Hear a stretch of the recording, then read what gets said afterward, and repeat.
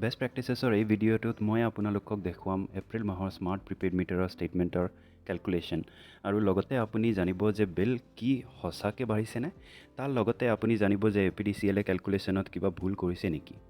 চাওঁ আহক এপ্ৰিল মাহৰ ষ্টেটমেণ্ট আৰু তাৰ কেলকুলেশ্যন। তাৰ আগতে APDCLৰ পৰা ইমেইলটো চাওঁ য'ত তেওঁলোকে লিখিছে যে demand charge 60 rupees per kilowatt হ'ব। ইলেক্ট্ৰিচিটি ডিউটি কেলকুলেট কৰা হ'ব 5% অফ টোটেল এনাৰ্জি চাৰ্জ, কিন্তু তেওঁলোকে লিখিছে excluding government subsidy plus demand charge. আৰু লাষ্ট গভৰ্ণমেণ্ট ছাবচিডি হ'ব প্ৰথম স্লেবত যিমান ইউনিট আছে সেইটো মাল্টিপ্লাই বাই 0.75 মানে 75 পইচা দি। এতিয়া এপ্ৰিল মাহৰ ষ্টেটমেণ্টলৈ উভতি যাওঁ আহক। প্ৰথম স্লেবত 120 ইউনিট আছে আৰু তাৰ কেলকুলেশ্যন 5 টকা 70 পইচা হিচাপত ঠিক আছে 684 rupees।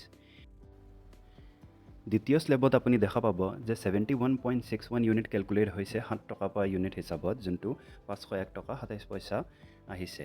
তাৰ মানে এইটো কেলকুলেশ্যনো ঠিক আছে।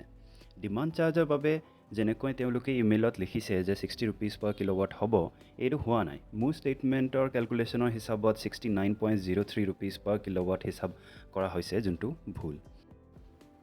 তাৰপিছত ইলেক্ট্ৰিচিটি ডিউটিত মোৰ প্ৰশ্ন আছে, কাৰণ ইমেইলত তেওঁলোকে লিখিছে যে 5% অফ টোটেল এনাৰ্জি চাৰ্জ, কিন্তু গভৰ্ণমেণ্ট ছাবচিডি আৰু ডিমাণ্ড চাৰ্জ এক্সক্লুড কৰি মানে বাদ দি মই দেখা পালোঁ যে 66.36 rupees হৈ আছে 5% off total energy charge plus demand চাৰ্জৰ লগত।